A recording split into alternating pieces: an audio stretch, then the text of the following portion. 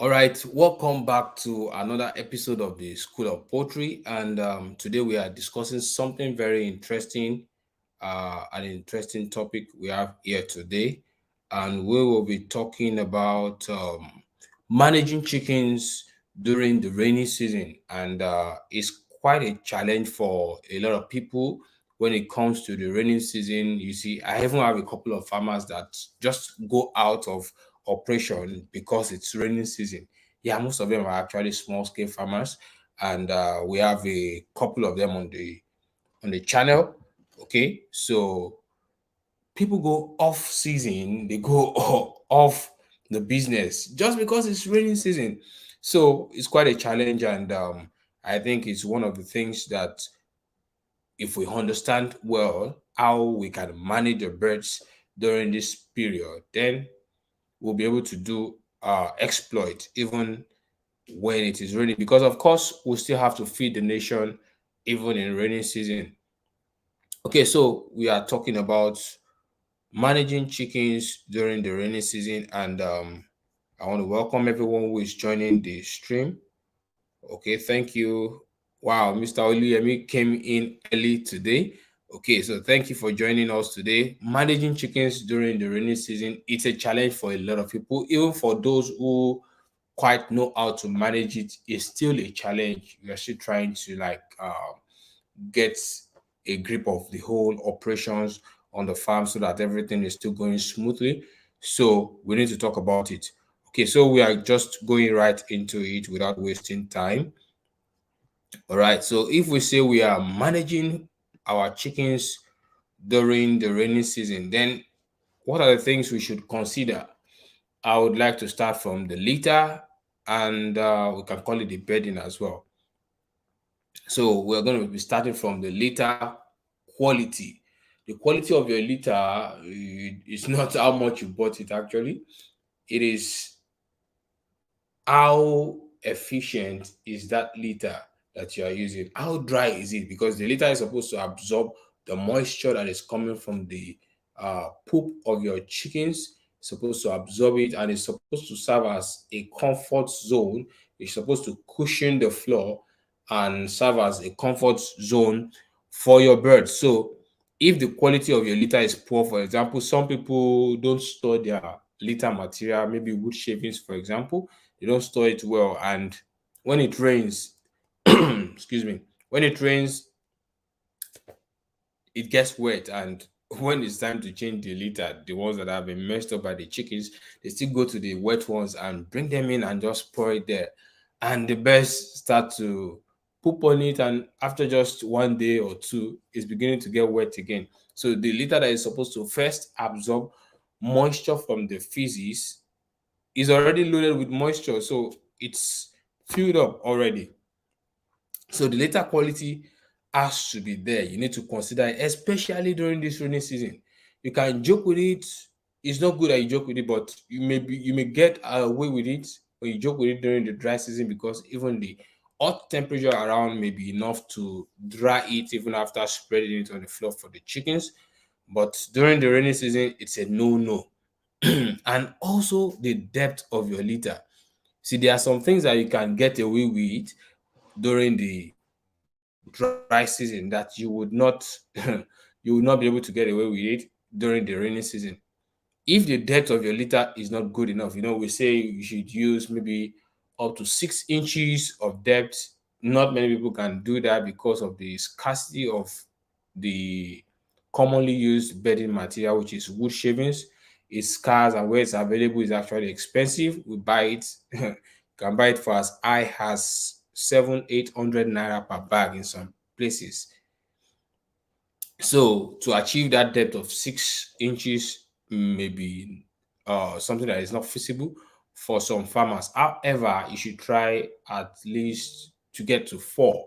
If you get to 4 inches, then you are good to go.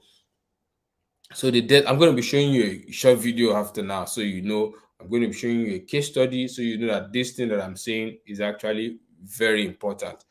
Okay, so then we move on to the protection from rain. You have to also protect the litter from rain, both during storage and when you have already put it in the chicken house. So you have to protect it from the rain.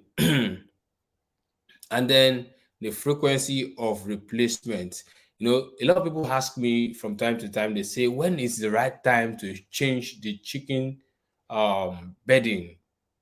But there's no one size fits all answer to that. It's a pity I can't just say, okay, 2 weeks. I can't say 3 weeks.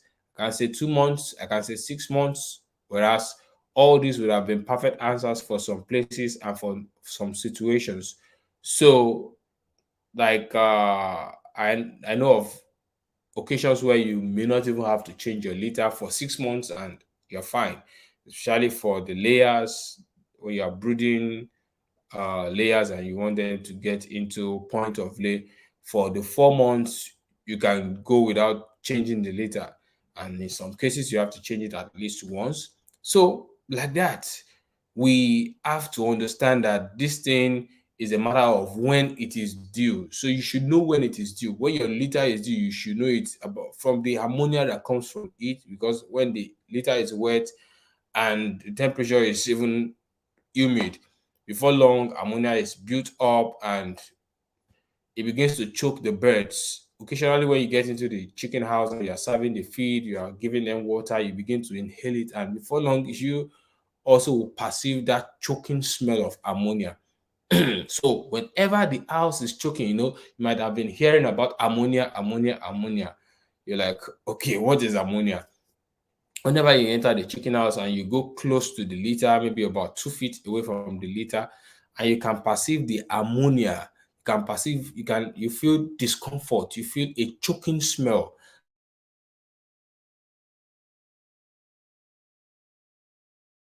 That is the ammonia where the litter has caked up, and it's so hot underneath. A lot of biological processes are going on in the litter, and you don't know. You're just seeing on the surface, and everything looks good. Whenever you feel that choking smell, then there's a lot of ammonia there and you need to do something about it. Okay, so the frequency of replacement of your litter depends on the environment, depends on the quantity of birds that you have, depends on your own operation, your management. How often do you rake the litter? How often do you pour water accidentally on the litter? How often do you take precaution to pack out the parts where you poured water and replace it with dry litter? So all those things determine the frequency, or will determine the frequency of replacement of the litter. Okay, so I'm going to show you something, a case study here. This person reached out to me, I think yesterday or so. I don't know if he's watching the live stream too, but I'm just going to play something right now. Hello. I want us to This take bird, notes. many of them have issues, different issues, different problems. Some the eyes, one of the eyes is closed. This one, the head look big, and one of the eyes, look at the eyes, look at the eyes, She's complaining about the highs, and he's then saying they have I different also we problems. also have another one with the same issue. Look at it here. One of the eyes is totally closed. Only one, But I want only us to one, as look you can see. critically at the litter. And we also have some that is not eating. Like this one now, it's not eating. This one, the belly is empty. The litter looks The fresh. belly is empty, However, the empty, depth is not empty. there at all. You The can belly is see empty. the bare floor. Look at it. Look at it. Look at it. The belly is empty, nothing. Nothing. And we also have another one here. Look at this Look part. You at can see it. the bare floor almost Look at it. everywhere. It's not even eating. And then look at another one again here. The head is very big. But it's eating. The head is very big. Yeah, the big head It's eating. is Look not at one just of the big eyes head for is also nothing. closed. There's a reason why it's big. There's a reason why it's big, because the sinuses, that's what we call sinusitis, and there are conditions that result in sinusitis. That's the swelling of the sinuses. So you can see from that video, a large part of that litter is not covering the floor, or let me say a large part of the floor is not covered by the litter. It's not covered by that wood shaving, even though the wood shaving is fresh, is in a perfect condition as I can see, but then it's not covering the floor. And in this cold weather, imagine even you man, if you sleep even on a mat, not on the bare floor now, even on a mat, if you sleep on a mat for 2 3 nights, you develop cold, you develop body pain and all that. So the birds they're not going to stand on their feet throughout the day. They are going to rest on their chest, on their that breast region. So you put it on a cold surface for a long time. You know, most of these birds like to go to the corners of the house, especially when the weather is not warm.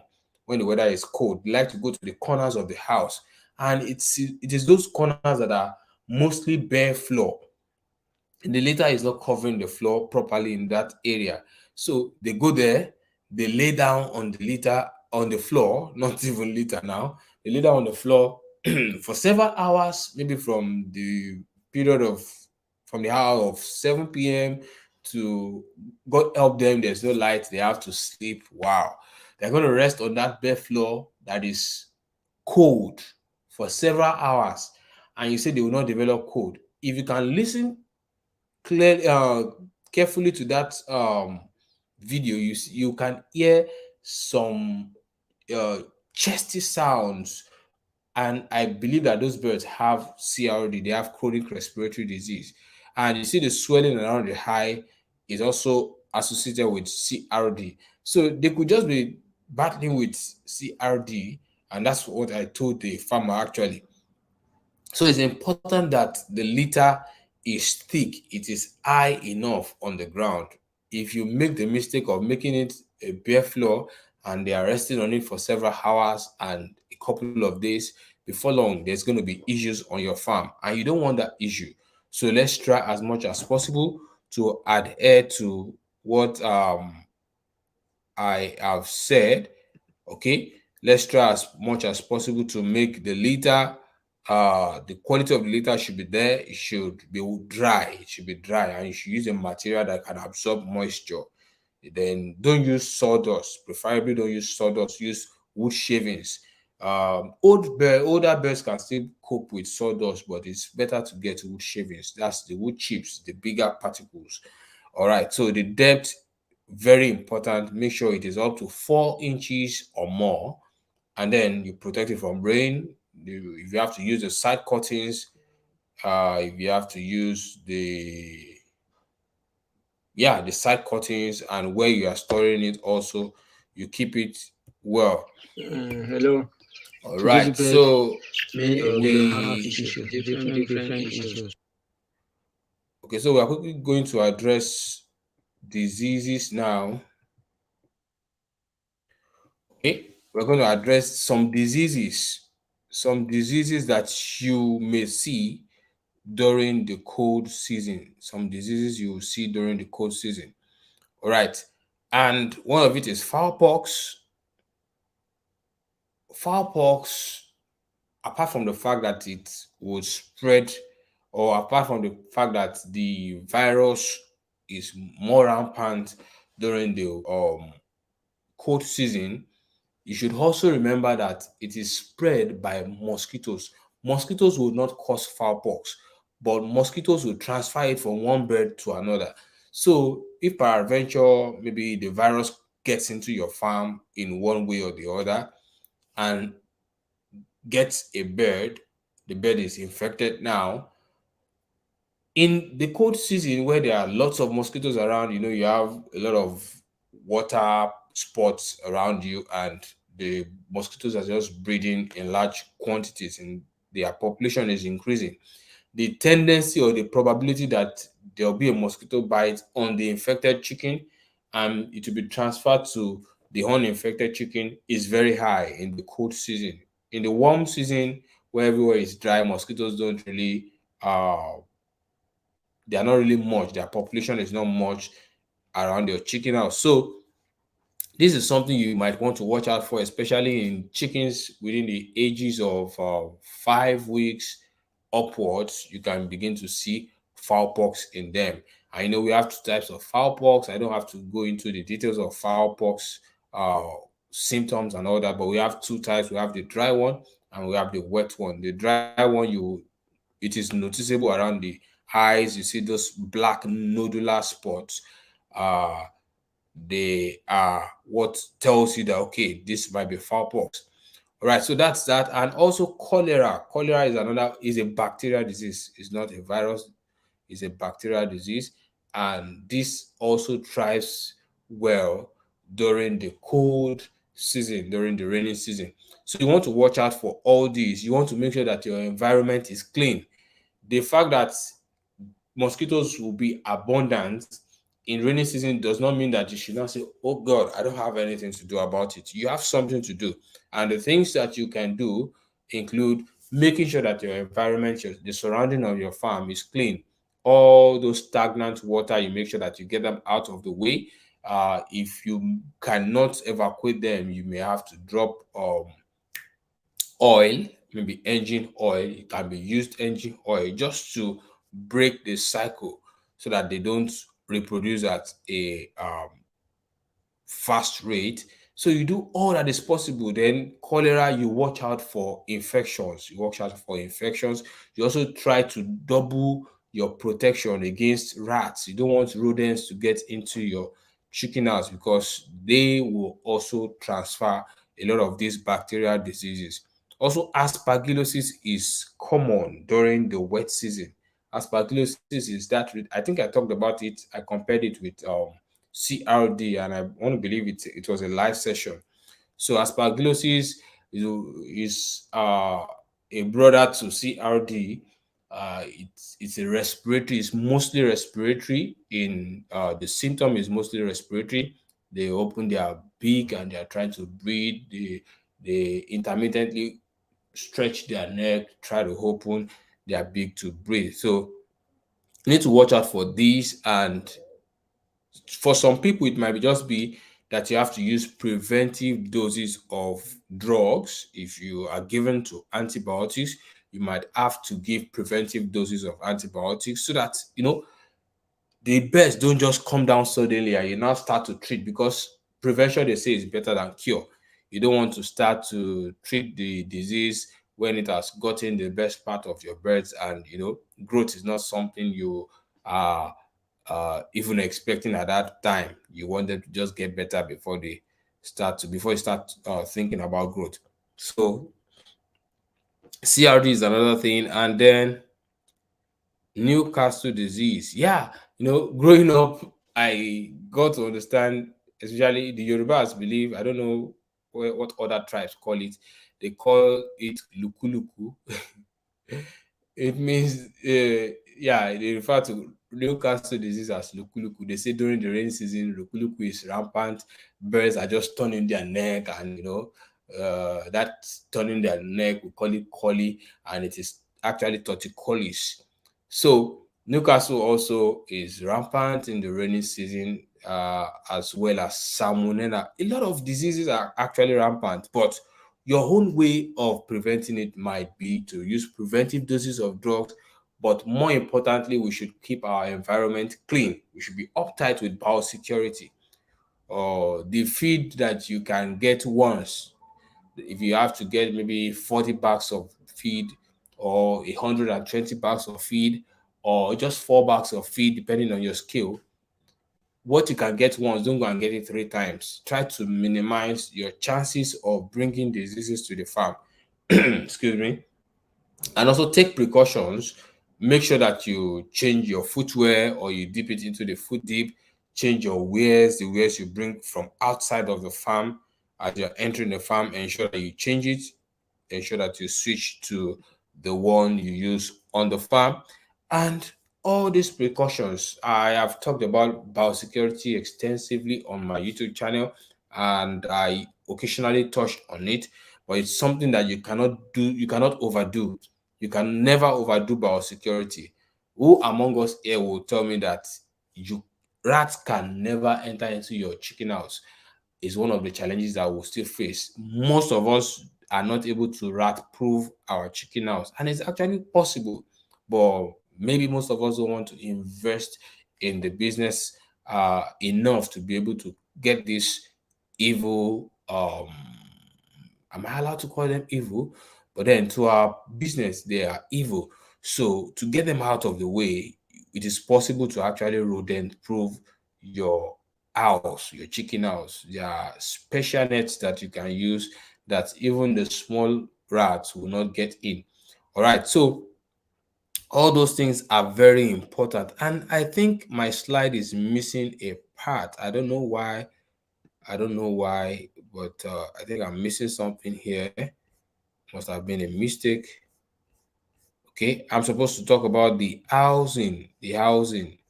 Okay. So briefly, I'm just going to touch on the housing. Your housing should be the type that provides the kind of shelter that your birds actually need. You see, I've seen some chicken houses that, okay, yeah, I'm going to mention this one now. Somebody also reached out to me and the birds were having challenge, and that's why sometimes I ask people to send me a short clip. I just want to see around, because by seeing around alone, you get to spot the many errors that people are committing, and sometimes it's unknown to them. For example, growing up, when I got 30-day old, no, not day old, 34 weeks old broilers back then, before I even went to school to study animal science, I had these 30 birds and I kept them inside a cage. They were already out of brooding, but I didn't even know what was brooding per se. I just know that, okay, these small chicks, they give them eat, they provide eat for them. So after getting them on the farm, is it a farm? Yeah. After getting them in my cage, I still went ahead to connect is it 100 watts or 200 watts? I don't believe it's 100 watts. I connected that 100-watt bulb that generates heat. I connected it to the cage, and I was eating them up. I was literally cooking them, kind of. So after a while, they developed this irritation of the hive. They started having the hive was foaming. It was bringing out um, fluid. I was disturbed. So I was actually treating the wrong thing. And I even went to animal care at some point. They gave me an injection that I had to inject all of them. Oh my God. Only one of them survived. To cut the long story short, only one of them survived. So it was later in the study of animal science that I discovered that I was the one doing what was wrong. They were already past brooding stage, but then I was still brooding them. I was still cooking them. There was a strong smell. Then the ammonia was so strong, but I was just God have mercy on me. I killed those birds. So this person reached out to me, and after I asked to see the a short clip of the chicken house, it was actually covered with zinc. Yeah, zinc. I don't know if the house is supposed to have four walls. I want to believe like two or three of the sides were covered with zinc. So practically during the day, the heat is unbearable. The zinc is not even laminated inside with cartons, with cardboard that can kind of insulate it. Nothing. It's just bare zinc. So in the afternoon, they suffer from the heat, and in the night, they also suffer from the excessive cold. Come on, tell me why those birds will not come down with CRD, chronic respiratory disease.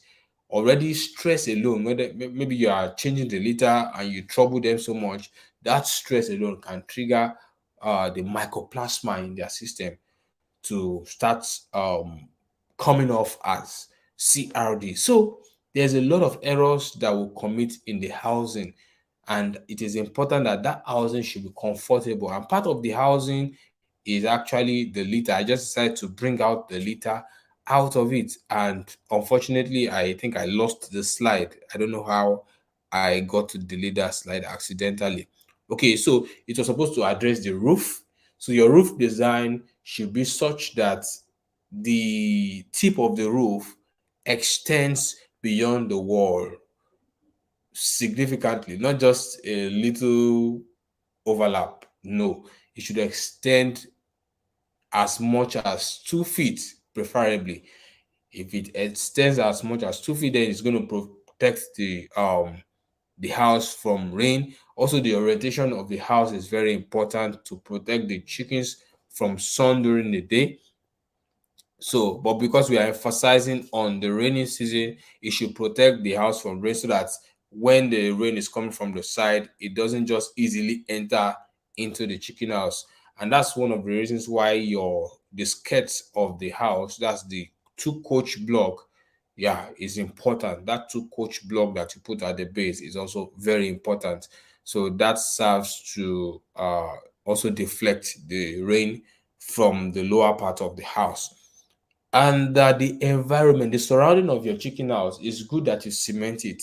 Don't just allow the place to be wet and cold and you are inviting soldier hands and all manner of um, predators to come into your chicken house. It's not the best. So you have to make it clean as possible so that the place is uh so that you make the environment healthy enough for the birds. And also during this raining season in the house or in your chicken house, you might want to have your 100 watt or 200-watt bulbs.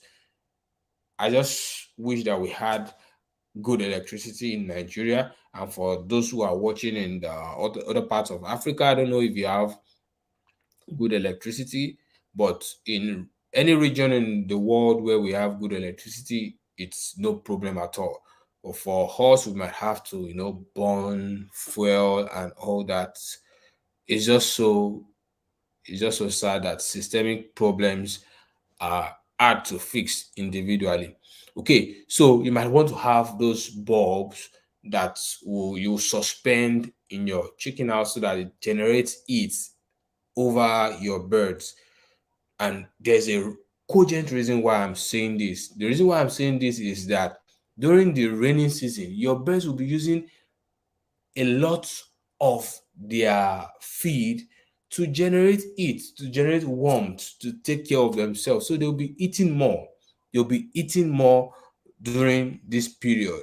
And I think it's time to mention another thing. Hold on, let me just put it on the screen. It's a moment, please. I'm just gonna put it on the screen now so that people who are joining us, I don't have to start repeating. Okay. All right. So I want to quickly talk on the nutritional part of this thing now. Once you During this rainy season, there are nutritional actions that you need to take. There are actions that you need to take regarding your nutrition, because your birds will be consuming, they require more energy. So they will be using some part of the feed to generate it. And that's one of the reasons why I recommended that you actually suspend those 200 watt or 100-watt light bulbs that generates heat in your chicken house so that it can at least provide some heat instead of them using the feed that you're serving them, that expensive bag of feed that you're serving them, instead of them using it to generate heat. Why don't you just use the light bulbs to generate some heat that will help them? And it depends on the birds that you are raising. It may be layers, it may be broilers. For broilers, you have to suspend it if they are on the litter. If they're also in the cage, it's still applicable. You can still suspend it over the cage just to ensure that you create a kind of warmth. It doesn't have to be hot like you provide in the chicken house. But in the night, the temperature can go as low as 24, 23, and in some places even colder. Right here where I am, it often gets to 25, 24 occasionally. So if you're able to bring the temperature up to say 28, I think that's good enough for the birds to enjoy. So if you can do that with the use of the light bulbs, then your feed will be directed towards growth, and for layers it will be directed towards production instead of them using the feed that you are giving them to generate it. However, if you want the feed to be used, there's a way to also do it. So in terms of nutrition, and for those who have enjoyed the Poultry feed formulation masterclass, for those who got a lesson, for those who joined the masterclass, you should be able to do this that I'm about to say. You can actually increase, it's not even you can, you should actually increase the level of energy in the feed during the rainy season. And one way to do this is just by adding some oil-based ingredients. For example, you can add even uh groundnut oil. People do use groundnut oil, but this, what they call it, is sunflower cake and some other oils that we use in feed. They generate high energy. They can release high energy into your feed. So adding a little bit of it will help your birds to have more energy to use for the generation of it, instead of wasting your proteins that are very, very expensive. All right, so it's important that we actually raise the energy bar of our feed whenever there is cold. Okay, so that's touching on nutrition. You need to raise the energy. And back to the housing. After you provide the good roof, you've provided the lighting. Another thing you want to consider is the side curtains. You need to be able to manage all these things to produce the kind of environment that is suitable for your birds. Occasionally, even though for older birds, you don't have to drop the curtain, but you just drop it maybe to, say, three quarter. This is it, three quarter, one quarter, yeah, maybe one quarter of the house, just a little bit, so that so much cold is not entering the house. Because if so much cold is entering the house, the chickens do feel cold, and they are just going to be using your feed to generate it. If you notice, most of you, if you have noticed your feed table as you're serving your feed to your chickens, you notice that during this cold season they actually eat more, and you might be seeing less growth.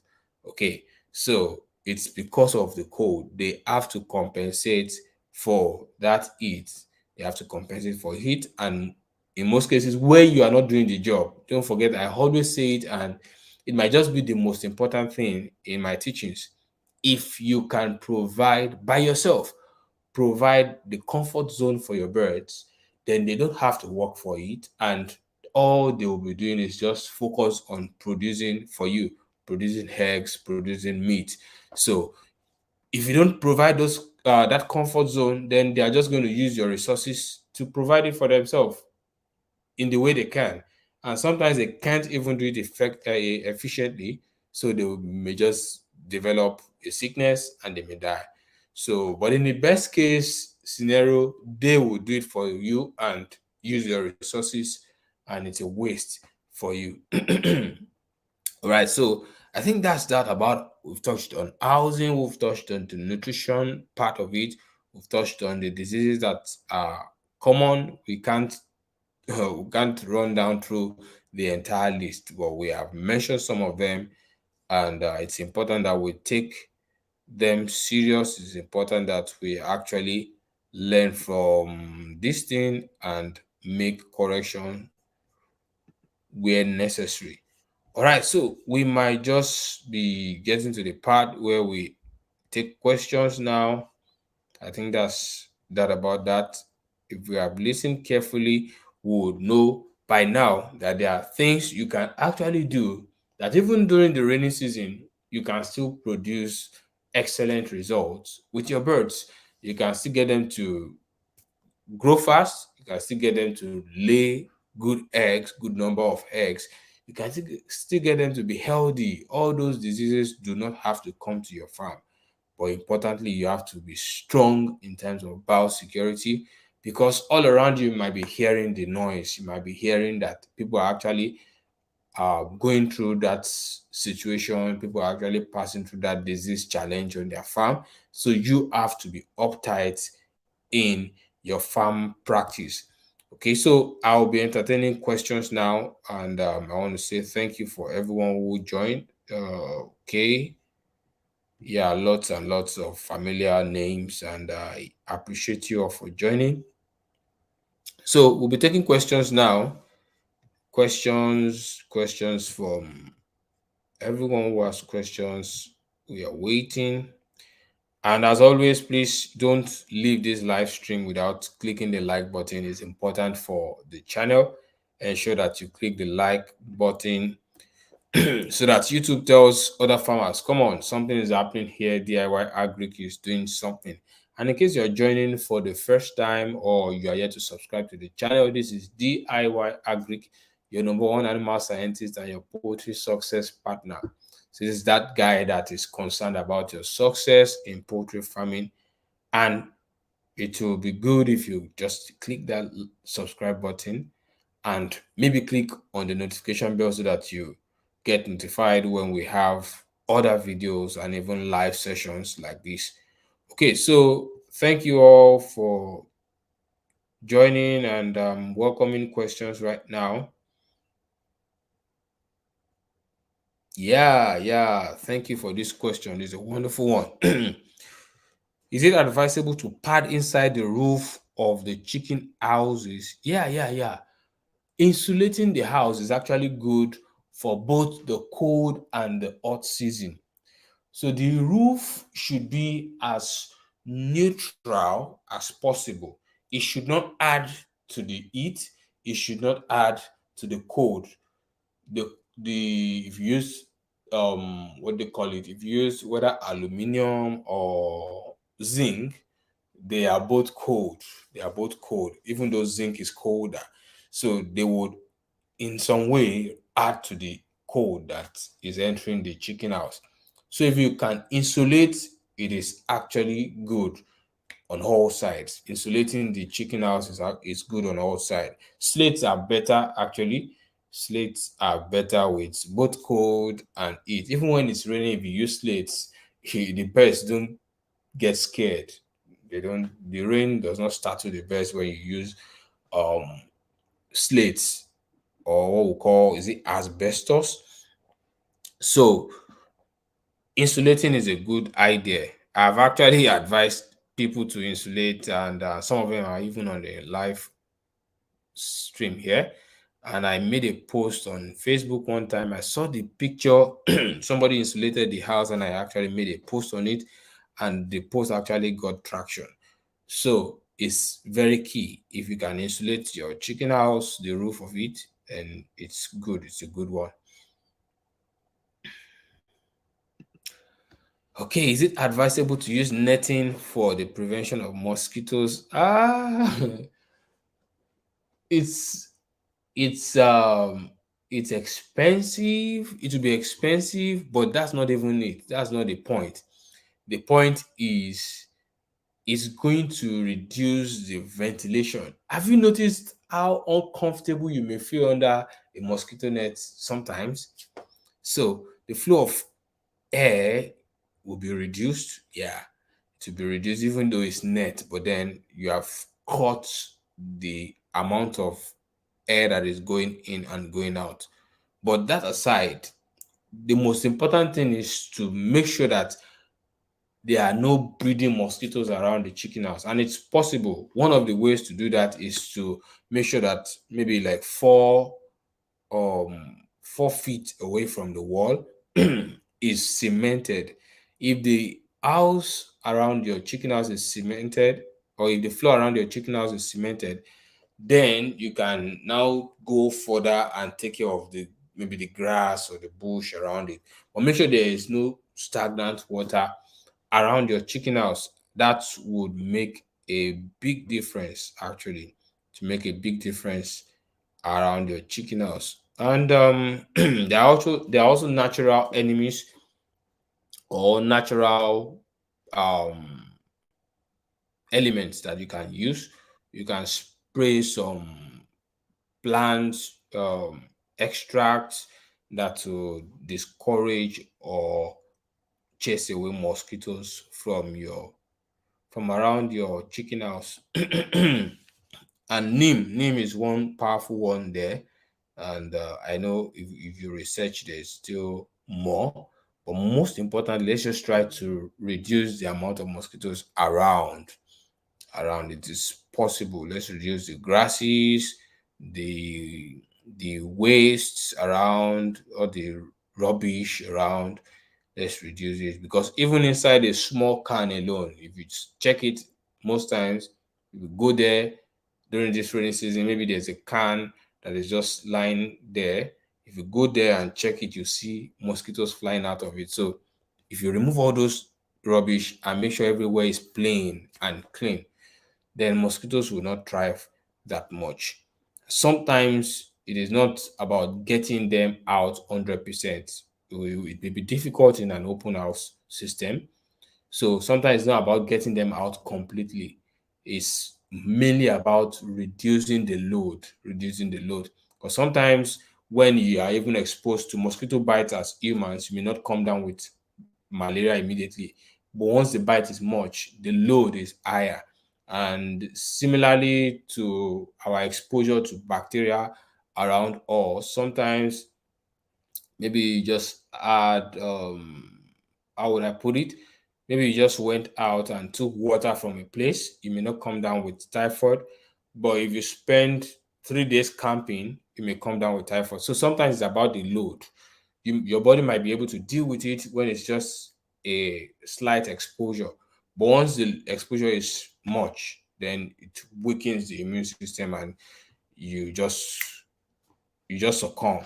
Okay, so that's it. We may not be able to use mosquito nets for chicken house. We may not. I don't think that's practicable. I don't think I would encourage that.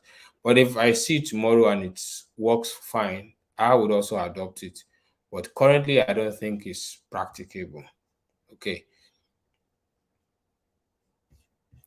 Okay, I'm trying to see. Okay, this person is saying I have coryza issue. Which drug can help? Coryza is a serious one, and sometimes it doesn't even go away until you start to use until you inject them individually, until you use injections. So you may have to, or you should take it serious. You should take it serious because it can spread crazily. And I found drugs like Pemprovit to work and others, but more importantly, you should attack it very seriously. If you have been doing it before and it's not working, then it means you might have to adopt the use of injections. And apart from that, you should also disinfect the house. If it is possible, if you have extra space, move the birds to that extra space, disinfect the current house, treat them in that a new place, and then bring them back into the disinfected house and continue treatment. You should try as much as possible to make the environment as clean as possible. Okay. All right. So, okay.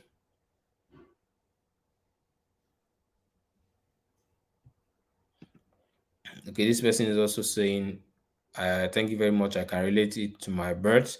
I found out they have foul pox. You mean to, right? Please, what's the best treatment for it? Foul pox. Okay, I would just recommend one drug. You can use quercetin. You can use quercetin for foul pox, and it works good.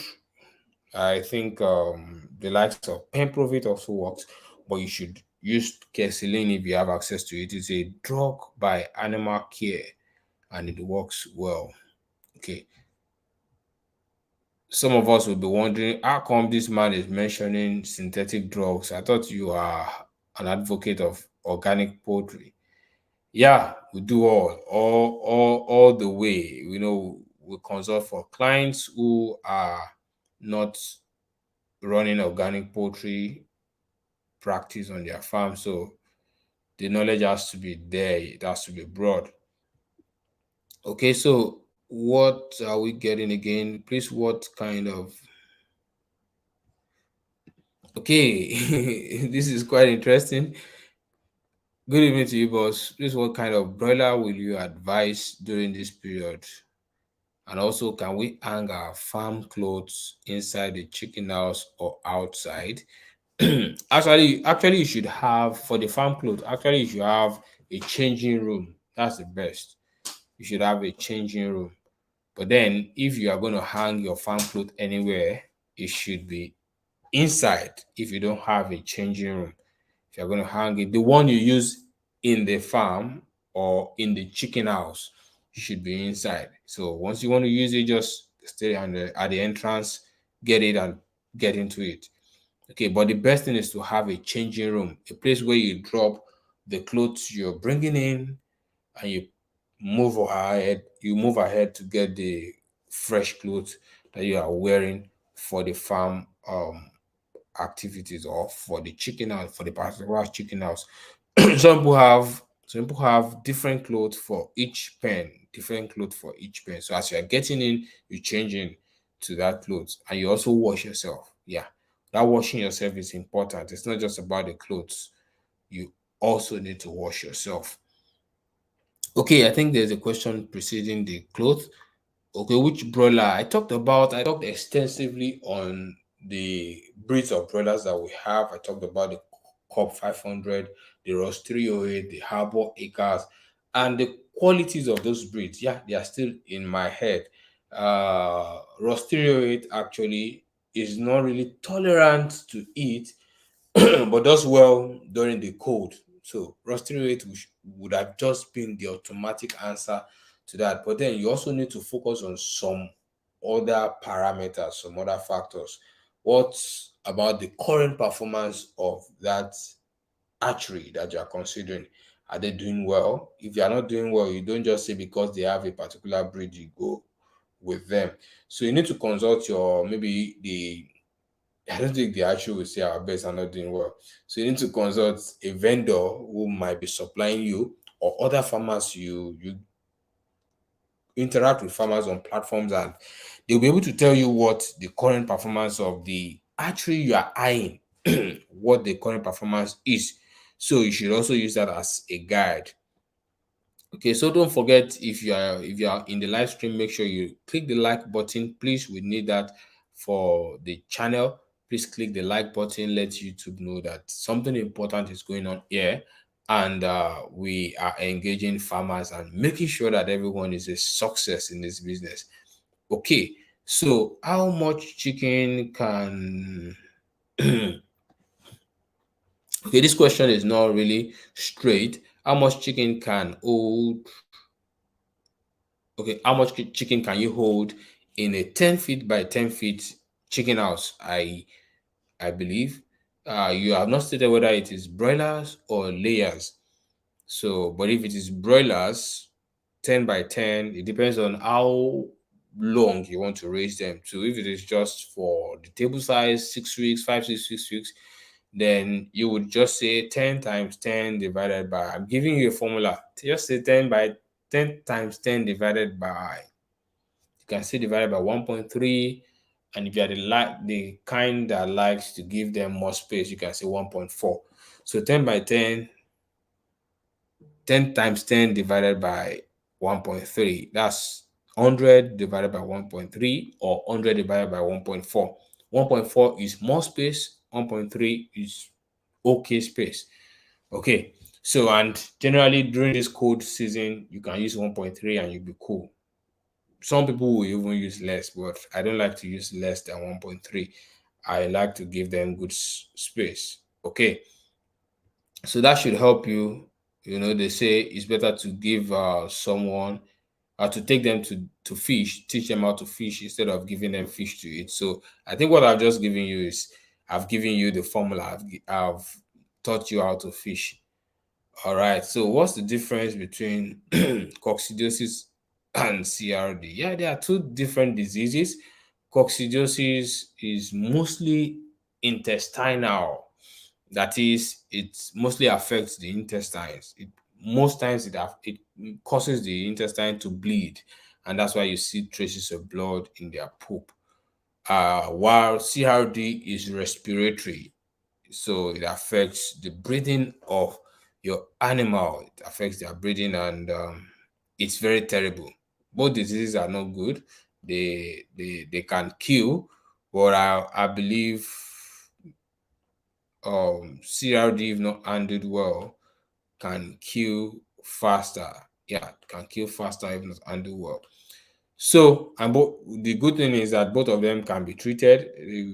Coccidiosis we have different species of the organism that causes coccidiosis. It's actually called Emera. So we have the Emera maxima, Emera necatrix, Emera acephalina, several, about 9 common ones like that, and they have distinct properties. So sometimes it's quite difficult to nail it. But then there are drugs that if you use A, if A doesn't work because of the the knowledge of the active ingredient, you can just move to B with a differing active ingredient. And if it doesn't work too, by the time you use A, B, C, the coccidiosis will go, but you have spent more or you have spent money. So the knowledge of drugs is actually important in the treatment of cocci. And CRD is mostly respiratory, like I said, it's chronic respiratory disease. So it has its own drugs too, the likes of tylosin would handle it. Yeah, so that's it. Let me quickly see other questions. I think the live stream is quite time consuming today, but it's fun. I want to believe it's fun for us. Okay.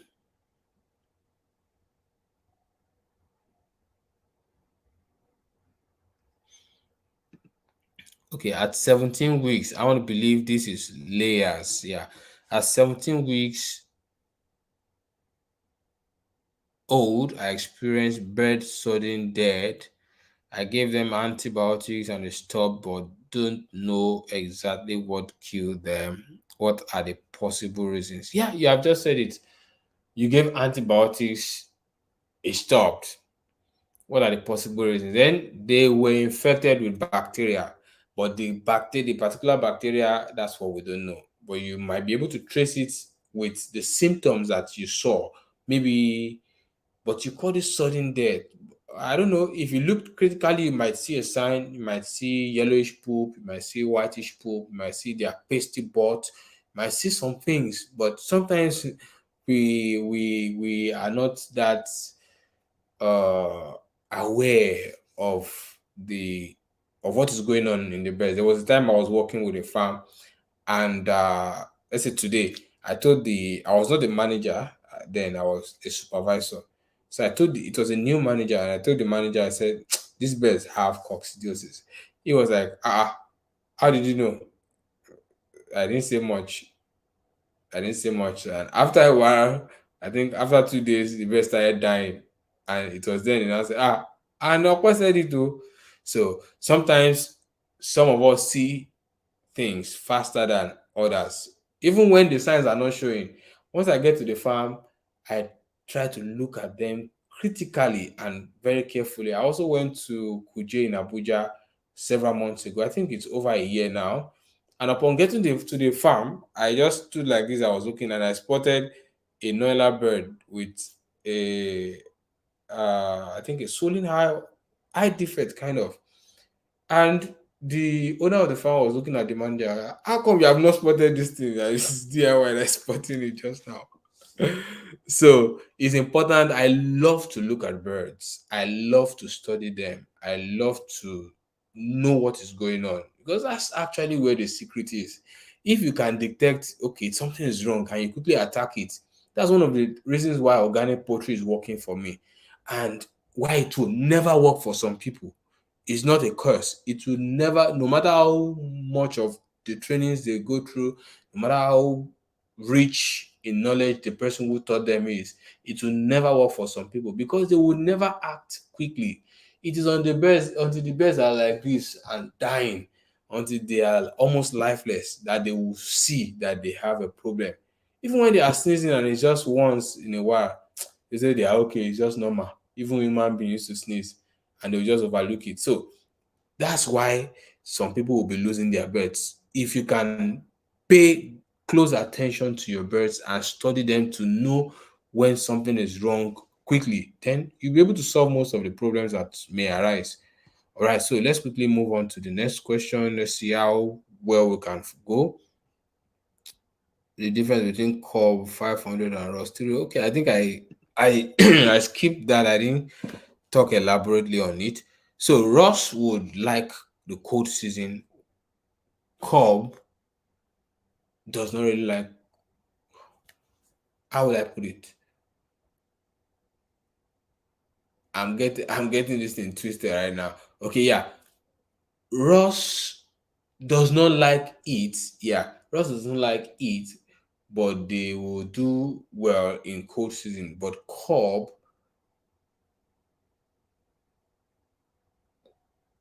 too will cope with cold, but they don't like. What am I saying? God. you know, Cobb does not like it as much as Cobb doesn't like cold. Yeah, Cobb does not like cold as much as Ross would thrive in cold season. So most people like to do Ross more in cold season. All things being equal, the hatchery performance, um the report from other farmers and all those equal, then people will prefer to do Ross in cold season and Cobb in regions where there is heat. Yeah. Ross, if you take Ross to places where there is heat, they will just be dying. And from record, apart from sometimes where archery performance is funny, from record, when you transport Ross over a long distance, even a short distance, and under high temperature, you get to have more mortalities than when you transfer cob or even layers. Okay, so that's it. Ross prefer more cold. Cob, they don't like it. They don't like cold. Sorry. Okay. Uh, thanks. Okay, thank you so much, sir. Yeah. Thank you for that. You learn something new every time you are here. Yeah, that's exactly why we are here. And thank you for that feedback. It's very, very important.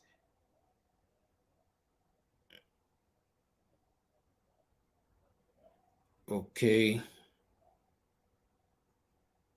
There are lots of questions I have to, at this time, I have to select. Sorry, I cannot answer all again. At this time, I really have to select. I hope this is a question. I've not even read it. Okay, good evening, fabulous DIY. Thank you. Please says something about neem leaves, the fresh one. Can it be used fresh blended and add molasses to give? Of course. Yeah. I found it to be one of the most important herbs in organic poultry. Actually, there was a time I had a blend of neem leaves, fresh one, as you have said. I had a blend of it. I didn't even add molasses. I love to refrigerate most of these things. Sometimes my wife just gets into the fridge and she was like, maybe you have put something here again. Okay, so I like to refrigerate them, and I had it for over 6 months. And for those 6 months, anytime I have a challenge, I had some birds in the cage then, not in the main experimental pen. In the cage, I had some birds there, and anytime they had a challenge, I just went there. I'll take the name, I just add a little to their water, and I tell you, in the evening it's all gone, they are all fine. So it was like crazy. Some people were asking me then, they have had this thing for over 3 months. I said, mine is even over 6 months and it's still working. So neem is powerful, don't joke with it. Neem is very, very powerful, very, very powerful. Second to aloe vera, is second to aloe vera in that. All right, so oh, what is the? Thank you for asking this question. I think I have to explain to some people. Also, what is the full meaning of DIY? DIY means do it yourself, but it came from a place of empowering farmers to be able to do it themselves. You see, I I came to understand that there are a lot of, pardon me, veterinary doctors, pardon me, poultry experts, pardon me, everyone that I may be stepping on toes right now. I found out there are a lot of people out there that have this knowledge, but they prefer to take advantage of you. They prefer that whenever you have a challenge, you come to them, they help you, they get paid, and they don't even tell you the secrets of the business. They don't tell you why, they don't tell you how. They just say, okay, we need just bring money, you buy this, or they just tell you this and that. They don't explain to you, so you don't get to master the act. So that was why that's the place where DIY came from. Do it yourself. I want to be the person that will help you to do it yourself. So by teaching you, you get to understand why and how, then you can do it yourself. It's not actually me that is doing it myself. It is you guys that I want you to do it yourself. So you can also succeed in poultry. You don't need you don't need to pay all your money. Yeah, you need veterinary doctors to come around. You need their service, but you don't need to give your life to them. You don't need to hand over everything to them. If you know what you're doing, then there's a limit to how people can play you. Okay, so they will not call CRD for, they will not say it's avian influenza. Yeah, some people are funny, man. Okay, so that's DIY. Thank you for asking. Thank you so much for that. Okay, so please, what's the best organic drug to give the old cockroaches as jumps on their first day?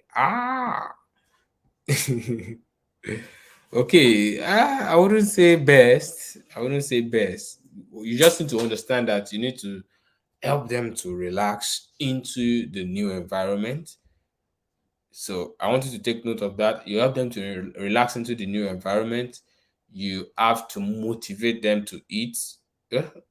Most times those corporals, they can be crazy. The ones I had last, they ate like broilers. They will eat and have crop feel like this. Even I still have five of them. I sold the rest of them. I kept five. They will eat to have their crop will be like this. Like, it's the first I'm seeing. All right. So there are those that just come with that ridiculous appetite to eat. Those ones you don't need to motivate them to eat. But if they are not eating well, you need to motivate them to eat. You give them multivitamins. And multivitamin does more than helping them to eat. Actually, it helps in digestion, it helps in other things. But you need to also boost their immune system. You need to give them a booster.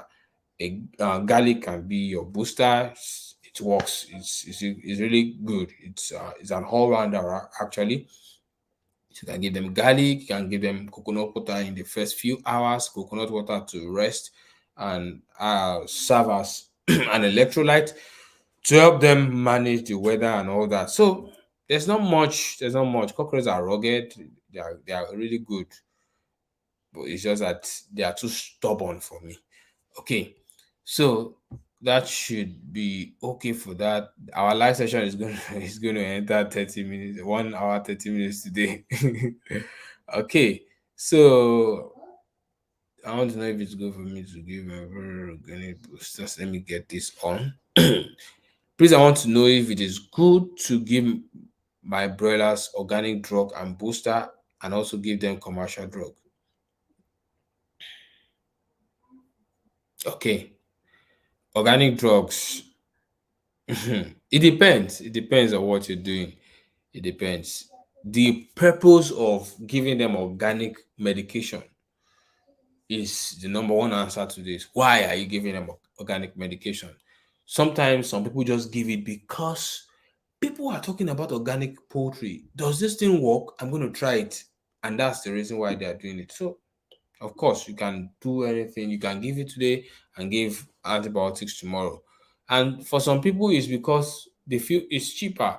Maybe in their backyard, they have bitter leaf, they have scent leaf, they can easily get garlic, they can easily get aloe vera, they can easily get some of those things, and they know the functions of those things. And whenever the birds come down with those things, because those things are readily available, it's cheaper for them. They just go with organic. So that's another reason. And occasionally, when the chickens come down with diseases that they don't have organic medications for, then they go with synthetic. So it works either ways. However, there's a third category, those who are concerned about health, human health. They just don't want any antibiotics in the birds. Yeah, I think a couple called me 2 days ago or so, and they were telling me they don't want to eat.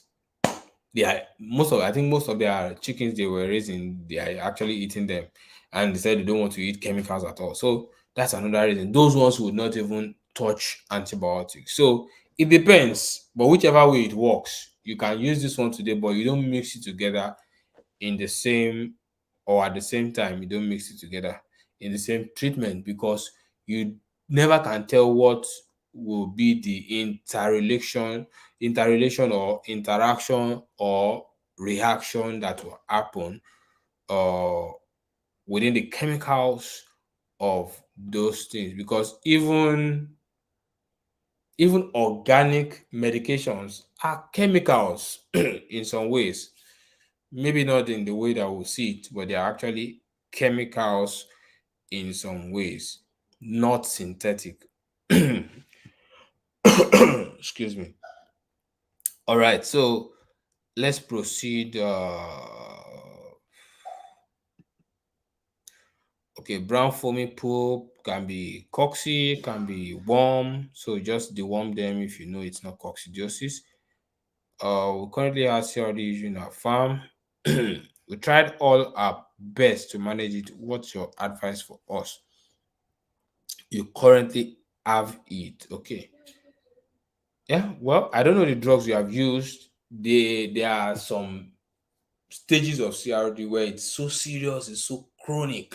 CRD is chronic respiratory disease, and the meaning of that is persisting respiratory disease.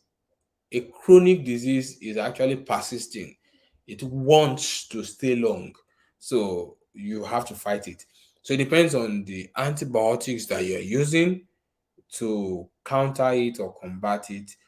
There are stronger antibiotics. For example, sometimes when we use Tylodox, Gentilo, and some Tylo, most of these ones actually have only 20% tylosin. And if tylosin would do it, then there are some drugs that have 100% tylosin.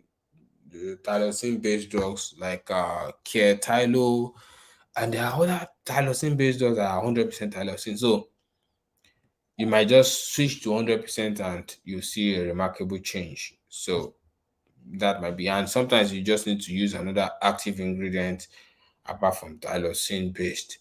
Okay, so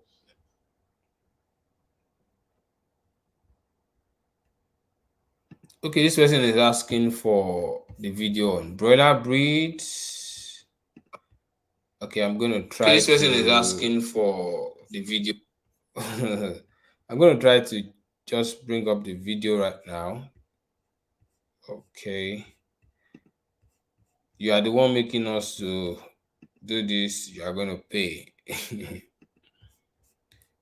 Okay, a moment, please. Just give me another 30 seconds.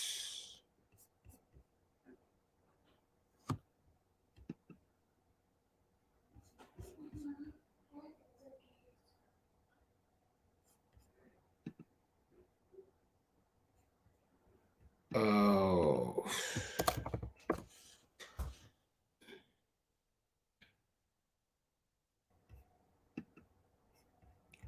a moment, please.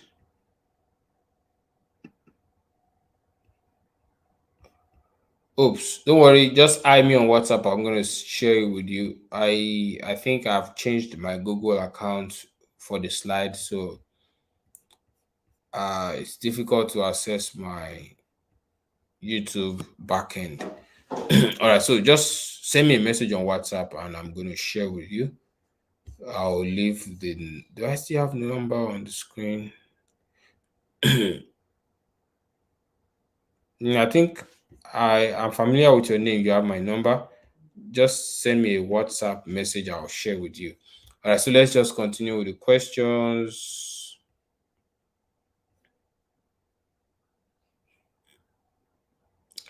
Once the viewers drop below 40, I'm going to end the live stream. So let's pray it doesn't drop less than 40. Okay, so yeah, I made the for this question, I made a treatment for cough, a treatment for CRD, organic. I made it. I have a video on that, and I wish I can share all these things. Okay, what do I do to share? I don't want to complicate this thing now. YouTube just sign me out. Okay. Okay. I think I'm getting it now. All right. So,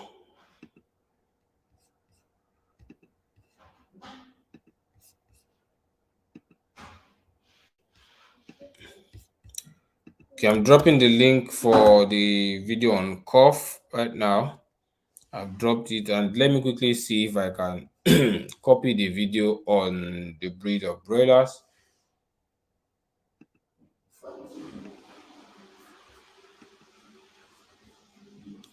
Okay.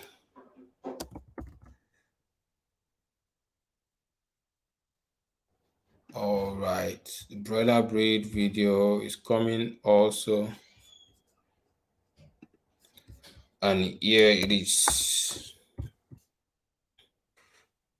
So I've dropped the two links,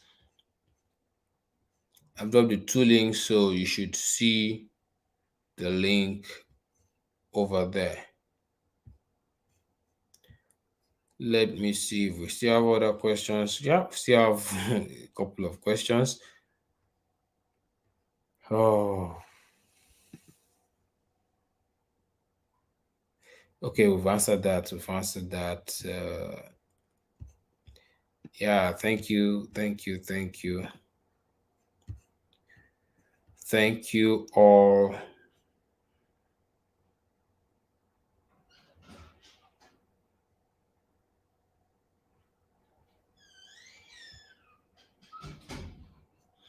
Okay, I think this person is saying I didn't quite get the question earlier. It's saying yeah, recurring cases of or recurring cases of CRD on the farm. Yeah, you need to understand. Let's make sure that the viewers don't drop less than 40. Yeah, 44 now. You need to understand that CRD do come from the archery. Yeah, in most cases, they come with a little bit of mycoplasma because mycoplasma, once the parent stock have mycoplasma, and even though they manage them and they get well, the mycoplasma remains in their system and it gets into the egg. There's only one way during the hatching process that they can get rid of the mycoplasma, and I doubt if hatcheries do it, or if our hatcheries do it in Nigeria. I don't know. They may be doing it, but I doubt if they are doing it. So, and that way is actually to raise the temperature in the first in the first couple of hours of incubation, to raise the temperature beyond normal and then slightly lower it down after that. That has proven to be able to destroy the mycoplasma. But I don't know how many hatchery uh, does that. So it do come from the hatchery, and it can also be triggered on your farm with stress. So we're at 40 now. If you go below 40, I'm ending the live stream. Okay, so you need to make sure that you check the source of your birds. That's one. And also on your farm, make sure that you do an intensive fumigation. Intensive fumigation would help you. For example, I was able to send the Vacon Hess disinfectant that I got from the US. It used to be in Nigeria before, but it's no longer sold in Nigeria. I don't know why. So it's quite expensive, but super effective.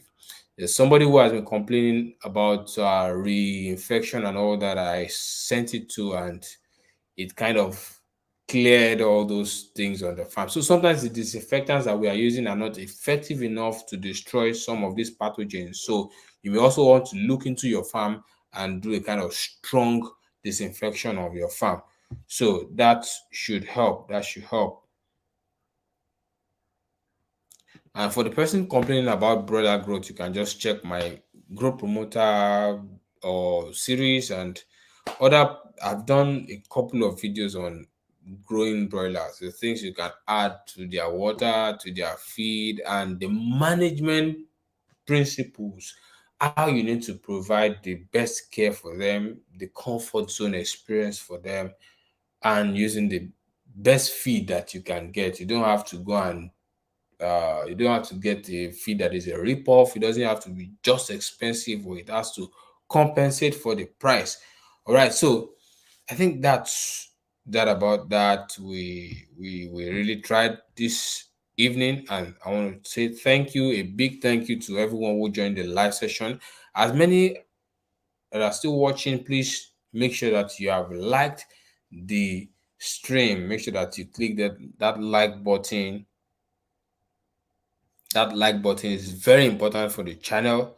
And you're asking Mr. Sanusi, you're asking my say on raising broilers on a net cage. Yeah, cage raising, oh, cage rearing of broilers is actually good. It is good. It has its own disadvantages. One major disadvantage is the leg issues, but nowadays we raise broilers in just 5 weeks and they are out. They are out. So I think they can cope with a little bit of calcium supplementation. They will do well within that 4 or 5 weeks. And what again? Yeah, the result is actually the result can be amazing. The result can be amazing. The birds come out clean, very clean. There are benefits. The birds come out clean. You don't have to go searching for wood shavings up and down. The bedding material that you use on the floor, you don't need it in the cage system, and you have access to direct manure. You can actually use the manure for other things. Some people hunt for manure that has not been mixed with bedding material. So there are benefits of that system. However, the main challenge is the cost of the cage. To be able to do it at large scale, it's heavy investment, and that's one of the reasons why people who do layer two, they prefer to start with the tip litter, because the investment in cage system of rearing is a lot of money before you put those cages together. So, cage rearing of broilers, I'll give it a go ahead. If you have the fund to get the cages, it's a good one. Just make sure that you don't forget to supplement calcium, because they won't be moving around so much. So, they need strong legs. They need strong legs. And make sure that there's ventilation around the house, because most of them are close together, the bulk of them, and the kind of heat they'll be generating cumulatively is much. So you want to provide good ventilation. And if they're in the cage system, it's actually easy to give them, to support them with maybe fan. You can actually give them fan to cool them, and you can also use, oh my god, the advantage of the cage system is actually much. You can also use a sprinkler in the cage system, the sprinkler, or yeah, you can call it a sprinkler or a forger. You can use that to sprinkle water on them. So the advantages are numerous. And I've just only been able to name, okay, maybe two disadvantages: the leg issues, and then the the cost of getting the cages. Okay.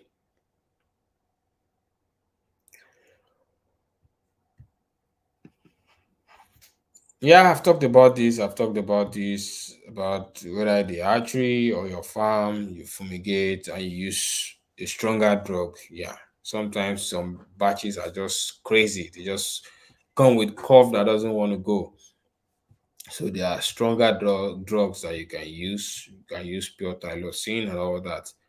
Okay, so Okay, person is saying you like to, same person, you like to get this disinfectant I talked about. I'm just gonna type the name here. The one I have is not much again. But you can try to send me a WhatsApp message. Let's talk about it. I don't know the quantity of birds you're raising. I might have to send for another bucket of the disinfectant because I actually bought it for myself. Is the expiry date is still way, I think 2024 or so. So I still have enough time, but you guys have been buying it 500 grams, 200 grams, and I have not been able to say no. All right, so that's the name of the disinfectant. And we are going to be ending our live stream in a matter of minutes. So, once again, I want to say thank you to everyone who has joined the live stream. And this is DIY Agric, your number one animal scientist, and your poultry success partner. By name, I'm Okoyemi Afelui. Uh, I'll be putting my number on the screen if you have need for it. Let me just type it again. This one comes with other things.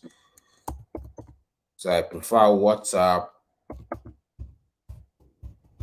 Leave a WhatsApp message first.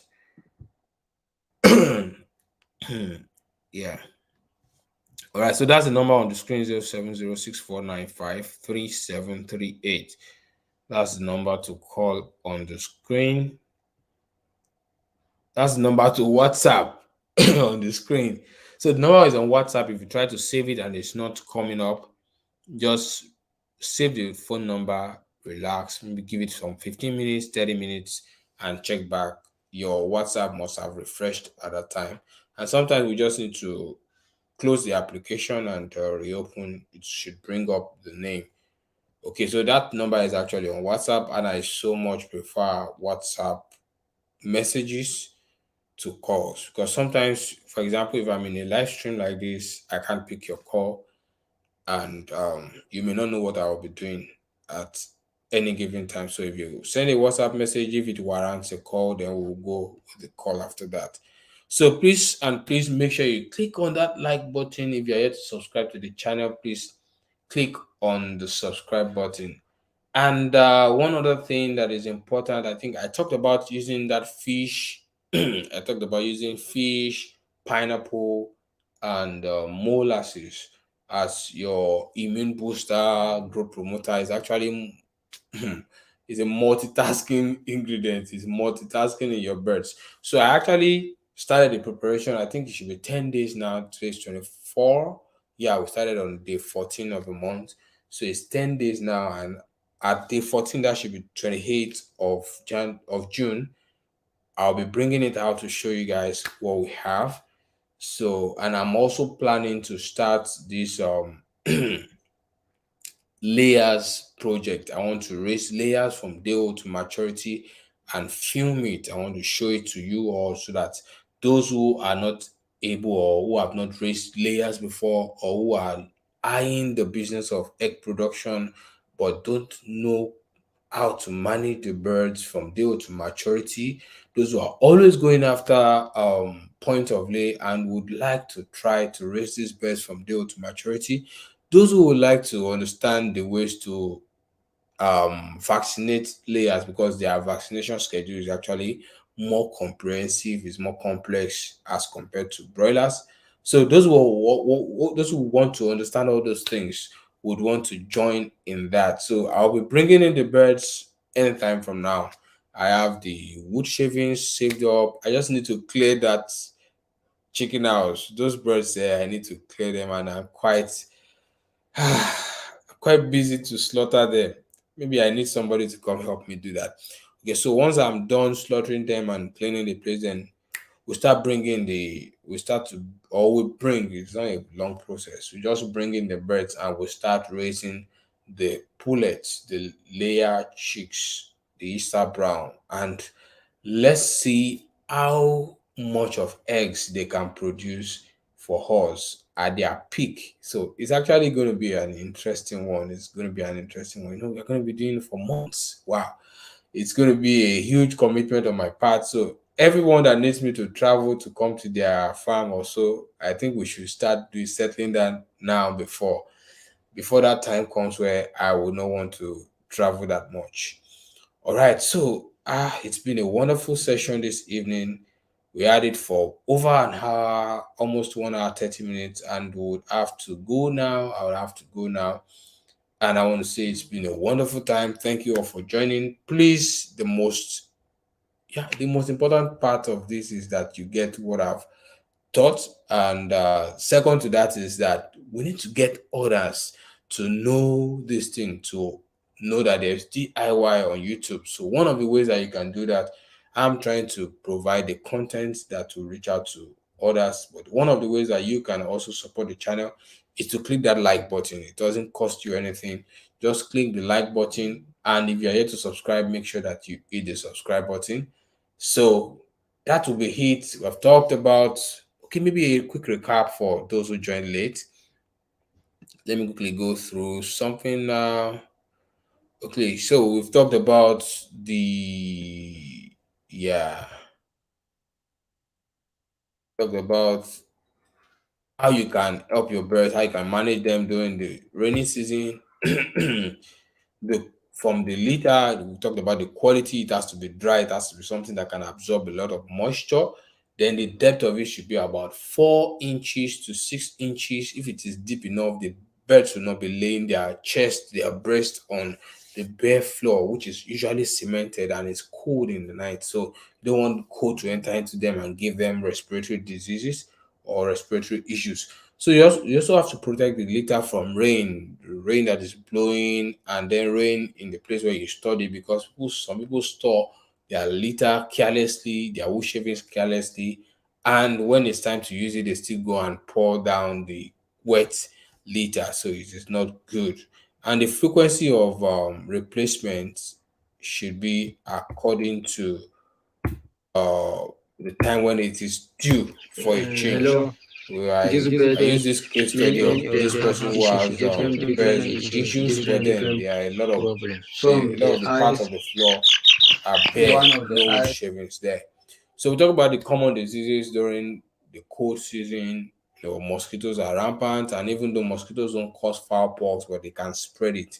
Fowl cholera too is rampant during the cold season. Aspergillosis, chronic respiratory disease, Newcastle disease, salmonella, and a lot. They are common, but two or three things that you can do. Your biosecurity, you have to intensify on biosecurity. You have to make sure that the environment is clean. You're not allowing mosquitoes to just be everywhere. You're not allowing rodents to enter your chicken house anyhow. You are on top of your toes in terms of biosecurity. And also, you may want to prevent some of these diseases before they get a hold of your birds. You may have to watch out for them. You may have to just pay that additional or extra attention.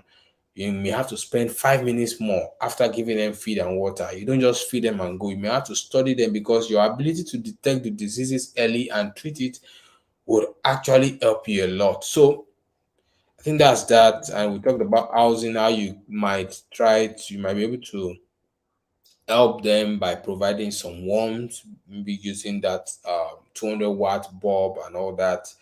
And then the roof of the house you can insulate. You can use cartons to insulate it so that it's not too cold and it's not too hot during the hot season. That's important. And what else? What else? The nutritional part. You have to give them higher energy. You have to increase the energy of the feed. I think the next poultry feed formulation masterclass will be coming up early in July. Early in July. So you might want to join. The people who are on the current one, I believe they are enjoying it. So you might want to join. All right. So I think it's time for us to end the live stream right now. So thank you all. I've tried to do a quick recap, and I want to say thank you all once again. I've said this time and time again, but this is the time where we end it. So Thank you all for joining. It's been a wonderful time. I see you all, the familiar names. I appreciate you all for always joining and all the positive comments that every time you join, you gain something new. It's actually very impressive. And it's one of the things that spur me to do more. And I am committed to this thing. I'm not going to quit. So thank you all. You all are my results. You are the results I'm looking for. And I'll continue to do my best. Thank you all for joining and see you. Yeah, the next Friday is going to be the first Friday of July.